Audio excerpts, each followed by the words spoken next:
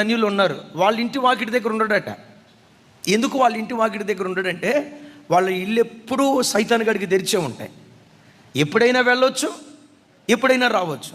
కానీ దేవుని బిడ్డలుగా మన జీవితాలు ఉన్నాయి చూసారా, సైతాను గడికి ప్రతి క్షణం మనం అవకాశం ఇవ్వం. కానీ చెప్పాలి, అప్పుడప్పుడు అవకాశం ఇస్తాం.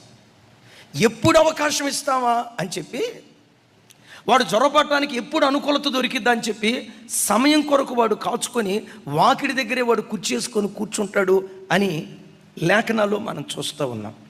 కొంతమంది తెలియక ఏమంటారంటే, ఒక ఆయన నన్ను అడిగాడు, అయ్యగారు మా చర్చిలో రేపు అమావాస్య ప్రార్థన జరుగుతుంది, అమావాస్య ప్రార్థనకి మీరు వచ్చి వాక్యం చెప్పాలి అన్నాడు. నాకు అర్థం కాక, అమావాస్య రోజు ఎందుకు ప్రార్థన పెట్టారయ్యా అన్న. అట్టంటారు ఏంటండి, సైతానుగుడు బాగా తిరిగేది అంటే తతిమర రోజులు తిరగడా? అమావాస్య రోజే సైతానుగాడు తిరుగుతాడు.